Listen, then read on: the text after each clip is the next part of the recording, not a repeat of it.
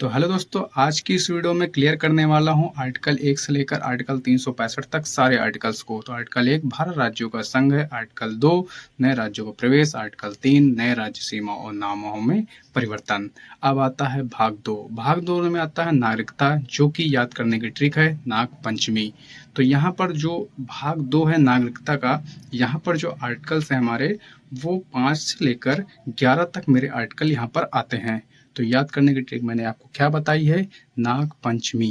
ठीक है, तो याद करने की ये ट्रिक है। यहाँ से हमारे क्या होती है, 5 से 11 तक हमारे क्या होते हैं, वो नागरिकता की शुरुआत होती है, जो कि आपको सिर्फ यही याद रखना है। भाग 2 में क्या होता है, नागरिकता, और 5 से 11 तक इसका अनुच्छेद का प्रसार फैला हुआ है। ठीक है, और चलते हैं, हम आगे बढ़ते हैं अनुच्छेद 12 की तरफ, और यहाँ पर हम बात करते हैं अब भाग 3 जो है, भाग 3 हमारे मौलिक अधिकारों के बारे में बताता है, जो कि 12 से लेकर 35 तक हैं। ठीक, जो कि नागरिकों के मूलभूत अधिकारों की गारंटी है। ठीक है, तो हाँ बात कर लेते हैं, जो कि भाग 3 है अनुच्छेद 12 से 35 तक का। तो वहां पर संविधान की आत्मा का हार्ट एंड सोल आर्टिकल 32 को कहा गया है, जो कि संवैधानिक उपचारों का अधिकार है। इसे बी.आर. अम्बेडकर ने आत्मा कहा है, हृदय की आत्मा कहा है, और यह किसी आम नागरिक के मौलिक अधिकारों का हनन होता है तो वह निचली अदालतों को छोड़कर सीधे सुप्रीम कोर्ट जा सकता है। ठीक है, यह एकमात्र अनुच्छेद है जो बाकी सभी 364 अनुच्छेदों को कागज के पत्तों की निकालकर जीवन सुरक्षा का ढाल बनाता है। तो ये जो आर्टिकल 32 से सीधे समझते हैं कि इसमें जो है, इसे संविधान की आत्मा किसने कहा है, भीमराव अंबेडकर ने कहा है। सिर्फ यही क्वेश्चन प्रीवियस ईयर में बहुत बार पूछा गया है। संवैधानिक उपचारों का अधिकार भी इसे कहते हैं, डॉक्टर भीमराव अंबेडकर द्वारा इसे संविधान की हृदय और आत्मा कहा गया है। ठीक, मौलिक अधिकारों के हनन पर सीधे सुप्रीम कोर्ट जा सकते हैं। मैंने फिर से इसका रिविजन करवा दिया है। तो चलते हैं, हम बढ़ते हैं आगे की ओर। और हाँ पूछेगा, जो ये दिल्ली पुलिस में है काफी बार आ चुका है। तो भाग 4 की हम बात करते हैं। यहाँ पर मौलिक कर्तव्य हैं, जो कि हमारे आर्टिकल 51A में है। ठीक है, 42वें संविधान संशोधन 1976 द्वारा स्वर्ण सिंह समिति की सिफारिश पर ये जो है मौलिक कर्तव्य हमारे जोड़े गए थे। भाग 4 में हमारे मौलिक कर्तव्य हैं बेटा जी। तो देखिए, हम यहाँ पर अब बात करते हैं भाग 4A, जो कि है अनुच्छेद 51 है। मौलिक कर्तव्य जनता का फर्ज है, ठीक है, कि उनका पालन करे। ठीक, 42वां संविधान संशोधन 1976 स्वर्ण सिंह की समिति की सिफारिश पर। तो आपको अच्छे से बेटा याद रखना है, स्वर्ण समिति की सिफारिश पर ये जो है भाग 4 में मौलिक कर्तव्य हमारे ऐड किए गए हैं। ठीक है, जो कि भूलना बिल्कुल भी नहीं है। आर्टिकल कौन सा है, 51 का ए। तो ठीक है, एक बार हम फिर से रिविजन करते हैं। भाग 4 में मौलिक कर्तव्य है, अनुच्छेद 51 का ए है। ठीक, 42वां संविधान संशोधन के द्वारा इसे 1976 में ऐड किया गया था। किसकी समिति की सिफारिश पर, सरदार स्वर्ण सिंह की समिति के सिफारिश पर। ठीक है, तो हम चलते हैं आगे की ओर बढ़ते हैं और चीजों को इसी तरह बेहतरीन तरीके से समझते हैं। तो अगर आपको वीडियो पसंद आ रही हो तो जरूर प्लीज एक लाइक कर देना। तो ठीक, हम समझते हैं अब भाग 1 के बारे में, जो कि 1 से 4 तक है। ठीक, हमने पहले समझ लिया है। अब यहाँ पर राष्ट्रपति केंद्र पद इनमें होता है, राष्ट्रपति का पद होता है 42 आर्टिकल में। ठीक, और शक्तियां और कार्य होते हैं 53 में, और 54 में होता है हमारा निर्वाचन राष्ट्रपति का। ठीक है, और यहाँ पर अगर हम इसका अपोजिट देखें तो राज्यपाल, हमारा राज्य में जो होता है उसका राज्यपाल का पद होता है 153 में। 154 में हमारा होता है जो राज्यपाल की शक्तियां और कार्य, 155 में उसका होता है निर्वाचन। निर्वाचन यानी कि चुनाव, चुनाव को हम निर्वाचन कहते हैं। ठीक है, तो हम यहाँ पर समझते हैं जो सर्वोच्च कार्यपालिका राष्ट्रपति बनाम राज्यपाल। तो राष्ट्रपति केंद्र, यहाँ पर जो होता है हमने पद देखा है, 52 में राष्ट्रपति का पद है। ठीक है, और उसका 53 में उसकी शक्तियां और कार्य हैं, 54 में उसका निर्वाचन होता है। इसी तरह राज्यपाल में जो होता है, राज्य में राज्यपाल का पद 153 में है, उसकी कार्य शक्ति 154 में है, और निर्वाचन उसका 155 में है। ठीक है, ये आर्टिकल्स आपको 6 के 6 याद रखने हैं, क्योंकि बहुत बहुत बहुत इंपॉर्टेंट है। ठीक है, तो हम बात करते हैं, यहीं पर आपको बताए हैं कि कैसे क्या आपको ऐड करके रखना है। ठीक, यहाँ पर आपको 101 101 101 आपको ऐड कर लेना है। जैसे 52 में राष्ट्रपति का पद आता है, जो कि केंद्र में रहता है, राज्य में रहता है राज्यपाल। ठीक, आप अगर इसमें याद नहीं आ रहा है तो आप 101 को प्लस करिए, तो आपको निकल के आएगा 153। तो यहाँ पर आपको हो जाएगा राज्यपाल। ठीक है, तो अब हम यहाँ पर समझ लेते हैं प्रधानमंत्री मंत्रिमंडल, मुख्यमंत्री मंत्रिमंडल। तो आर्टिकल 74 हमारा क्या है, जो कि मंत्रिमंडल का गठन करता है। आर्टिकल 75 जो कि प्रधानमंत्री, जैसे कि नरेंद्र मोदी हमारे 75 में आते हैं, ठीक है, याद रखना। अब आता है आर्टिकल 76 जिसमें महान्यायवादी रहता है, जो कि केंद्र का स्पेशल एक वकील रहता है जो कि प्रधानमंत्री के फेवर में रहता है, ठीक। अब आते हैं मुख्यमंत्री की मंत्रिमंडल। तो यहाँ पर देखिए जो राज्य में मंत्रिमंडल होता है वो आर्टिकल 163 में आता है, ठीक है। और मुख्यमंत्री जो होता है यानी कि सीएम इधर आता है 164 में आता है, और महान्यायवादी जो कि जो सीएम होता है उसका वकील जो होता है 165 आर्टिकल में होता है, ठीक है। इसमें आपको घबराने की बात नहीं है। जैसे कि हमने बताया कि केंद्र में क्या होता है, मंत्रिमंडल 74 में होता है, ठीक। और पीएम जो होता है 75 में होता है केंद्र में, महान्यायवादी यानी कि पीएम का वकील होता है 76 में। उस तरह राज्य में मंत्रिमंडल होता है 163 में, ठीक। और मुख्य अगर देखा जाए सीएम जो होता है यानी कि योगी बाबा जी 164 में अभी इस टाइम, और महाधिवक्ता यानी कि योगी का जो वकील होता है वो हमारा होता है आर्टिकल 165 में। चलिए एक बार फिर से रिवीजन ले लेते हैं क्योंकि हमको पता है आप लोगों को कौन समझ में आया। तो यहाँ पर केंद्र सरकार राज्य सरकार के बारे में बात हो रही है, ठीक। यहाँ पर मंत्रिमंडल केंद्र में होता है 74 में, प्रधानमंत्री हमारा 75 में होता है, ठीक। महान्यायवादी यानी कि इसका वकील होता है 76 में। उस तरह मंत्रिमंडल 163 में होता है, और सीएम होते हैं हमारे 164 में, और इनका वकील जो होता है वो आपको बता दिया गया है। तो यहाँ पर हम बात करते हैं पूरी संसद हमारा आता है 79 यानी कि 89 में आता है, और राज्यसभा हमारी 80 में आती है, लोकसभा हमारा 81 में आती है, ठीक। आपको स्क्रीनशॉट कर लेना है, ऐसा नहीं कि हवाई में, ऐसा कुछ नहीं। 168 में आता है विधानमंडल, 170 में आता है विधानसभा, 171 में आता है विधान परिषद। राज्य में सारी चीजें चलती हैं, विधानमंडल, विधानसभा, विधान परिषद, ठीक। 68, 70, 71 याद रखना, ठीक है। इधर केंद्र में संसद आता है 79 में आता है, राज्यसभा 80 में आता है, और 81 हमारा लोकसभा आता है, ठीक। विधायी ढांचा संसद बनाम विधानमंडल। तो यहाँ पर देखिए संसद यानी कि केंद्र होता है, विधानमंडल यानी कि राज्य होता है, ठीक। संसद हमारा आता है 79 यानी कि 89 में आता है, और राज्यसभा का गठन होता है हमारा आर्टिकल 80 में होता है। इसी तरह लोकसभा हमारा आता है केंद्र में 81वें आर्टिकल में आता है। तो आगे हम चल के देखते हैं विधानमंडल यानी कि राज्य के बारे में। तो विधानमंडल आता है 168 में, जो कि आपको बता दिया गया है अच्छे से। चलिए अब हम बात कर लेते हैं राष्ट्रपति की विशेष शक्तियां। तो आर्टिकल 61 जो होता है 61 से 72 तक का हम पूरा सफर देखते हैं। यहाँ पर देखिए आर्टिकल 72 जो कि क्षमादान होता है। राष्ट्रपति जो होता है वो क्षमादान कर सकता है, वो चाहे फांसी हो, चाहे जिस तरह का सजा हो, वो राष्ट्रपति के पास इतना पावर होता है कि वो आर्टिकल 72 के तहत उसको वो क्षमा कर सकता है, ठीक। ट्रिक क्या है, 7 खड़ा 2 गिड़गिड़ा रहा है, ठीक है। तो यहाँ पर देखिए क्षमादान, आर्टिकल 72 को हम नॉर्मली याद रखेंगे राष्ट्रपति के फेवर यानी कि उसका पावरफुल अगर आर्टिकल है तो वो है आर्टिकल 72 है, ठीक है।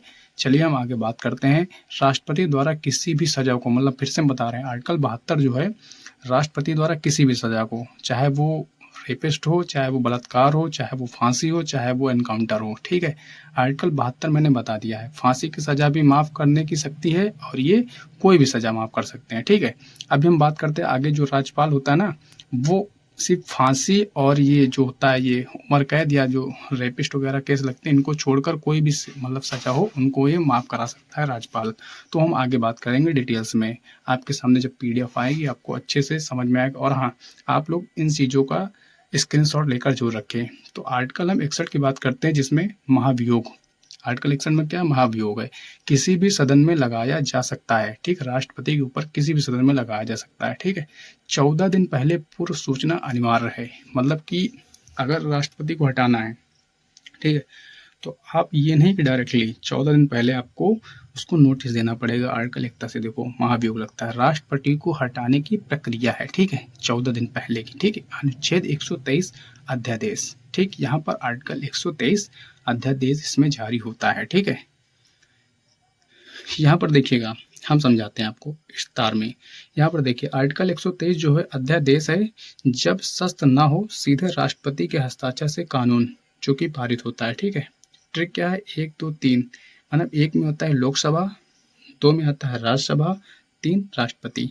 ये 1 2 3 ये आर्टिकल नहीं, ये ट्रिक है, 1 2 3 करके, पहले लोकसभा, राज्यसभा, फिर ये राष्ट्रपति। राष्ट्रपति अध्यादेश किसमें जारी करता है, आर्टिकल 123 में।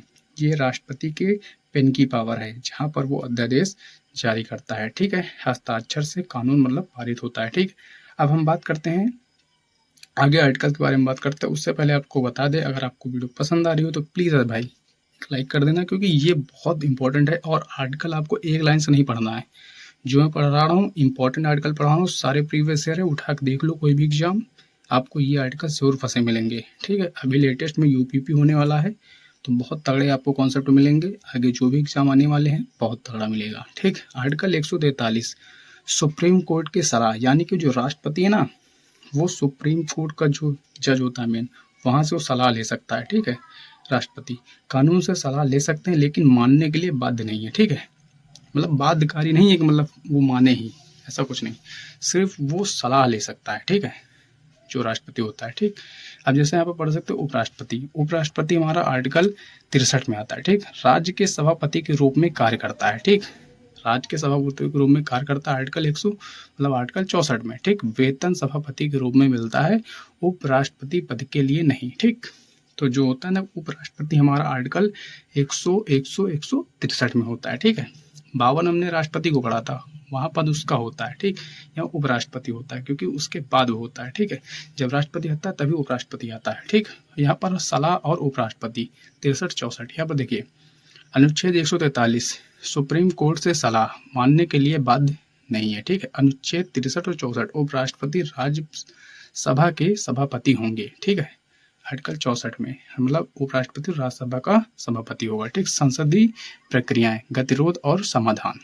यहाँ पर देखिए आर्टिकल 100 यानी कि निर्णायक मत, जब लोकसभा में वोटिंग 50-50 टाइप हो जाए तो अध्यक्ष अपना निर्णायक मत देकर बिल पारित या खारिज करते हैं। ठीक है, आर्टिकल 108 संयुक्त अधिवेशन। यहाँ पर क्या होता है आर्टिकल 108 में, यहाँ पर लोकसभा राज्यसभा होती है। ठीक, जब किसी बिल पर दोनों सदनों में गतिरोध हो तो राष्ट्रपति दोनों सदनों की संयुक्त बैठक बुलाता है। यानी कि लोकसभा और राज्यसभा में अगर कोई बहस छिड़ जाती है किसी भी बात को लेकर, तो जो होता है ना राष्ट्रपति, वो बैठक बुलाता है और सारी चीज़ें को आवंटन करता है। ठीक, आर्टिकल 108 में संयुक्त विधेयक या बैठक याद कर लो इजीली, कोई दिक्कत नहीं है। ठीक है, तो हम बात करते हैं आगे।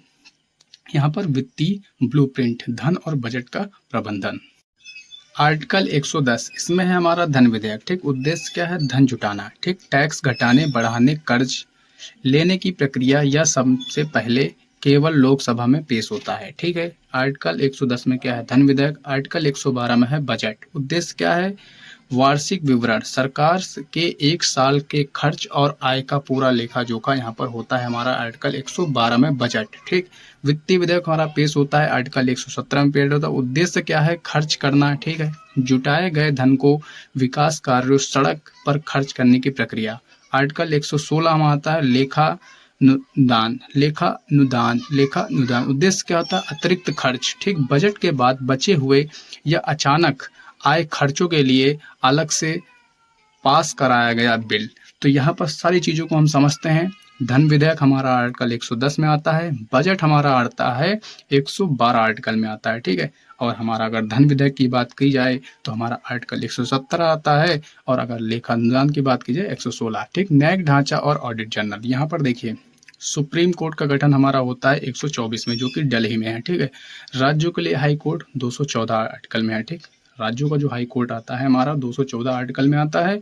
अगर सुप्रीम कोर्ट का अगर बात की जाए तो 124 आर्टिकल में आता है। ठीक दोस्तों, इनका स्क्रीनशॉट ले लीजिए। कैग हमारा 148 में आता है। देखिए इंपॉर्टेंट याद रखें, 262 में नदी जल विवाद है। ठीक, यहाँ पर हम न्यायिक ढांचा और ऑडिट के बारे में बात करते हैं। आर्टिकल 124 में हमारा क्या आता है, सुप्रीम कोर्ट आता है। ठीक है, आर्टिकल 131 में आता है। तो हमने इन चीज़ों को अभी दोबारा मैंने बताया था, स्क्रीनशॉट लीजिए, इनको स्क्रीनशॉट लीजिए तुरंत। ठीक, हमने जो बताया था IPS 312 में आता है। ठीक है, उसी तरह आप सारे उसको पढ़ लीजिएगा क्योंकि वो उतने इंपॉर्टेंट नहीं है, पूछे जा सकते हैं बस। लोकतंत्र के मुख्य स्तंभ, महत्वपूर्ण संस्थाएं। ठीक है, वित्तीय और चुनाव। वित्त और चुनाव अगर देखा जाए आर्टिकल 280 में वित्त आयोग है। ठीक, राज्यों के बीच टैक्स विवरण, यानी कि केंद्र और राज्यों के बीच में जो टैक्स विवरण होता है 280 आर्टिकल में होता है। ठीक, आर्टिकल 324 निर्वाचन आयोग, यानी कि स्वतंत्र चुनाव प्रणाली है। ठीक है, लोक सेवा जो है हमारा 315 में आता है, यानी कि UPSC हो गया। ठीक है, संघ एवं राज्य लोक सेवा आयोग तो 315 आर्टिकल में ये आता है। ठीक, अखिल भारतीय सेवाएं 312 में आता है। ठीक, परीक्षा का फंदा। ठीक, परीक्षा का फंदा इसे कहते हैं टाइप, यानी कि ये बहुत सस्ता है। ठीक है, यहाँ पर आता है तनाव और संतुलन, केंद्र राज्य संबंध।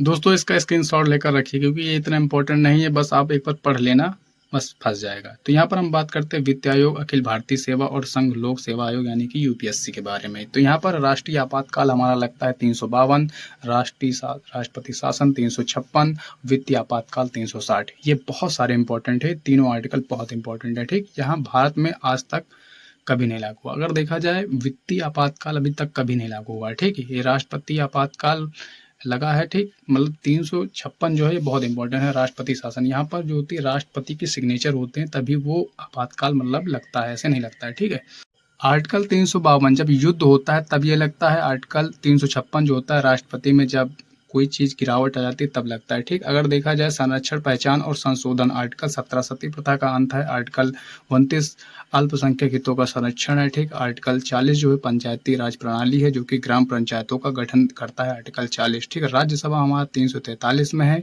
हिंदी हमारी राजभाषा इसमें घोषित हो जाती है। आर्टिकल 368 में आती है संविधान संशोधन। ठीक, दक्षिण अफ्रीका के संविधान से लिया गया है संविधान संशोधन। ठीक है, हम चारों को मतलब पांचों को अच्छे से समझते हैं। सती प्रथा का अंत यानी कि छुआछूत का अंत हमारा होता है आर्टिकल 17 में।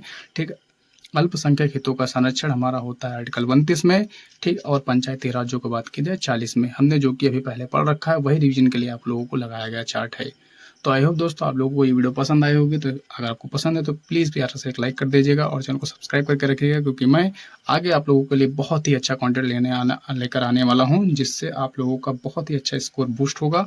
और एग्जाम पॉइंट ऑफ व्यू से हम बात करते हैं और सारे पॉइंट हम तगड़े लेकर आते हैं क्योंकि सारा कुछ इंपॉर्टेंट होता है। यहाँ पर भारतीय संविधान का त्वरित विभाजन जो है ये स्क्रीनशॉट रख लेना, ये भाग अनुच्छेद वगैरह जो भी दे इंपॉर्टेंट वही सब पढ़ाया हुआ आया है, आप इसको स्कैन कर लीजिएगा। तो मिलते हैं नेक्स्ट वीडियो में, तब तक के लिए टाटा गुड बाय। और हाँ, आपसे बोल दें कि अभी यूपीपी एग्जाम होने वाला है तो जरूर इसको ध्यान में रखकर पढ़िएगा, बहुत इंपॉर्टेंट।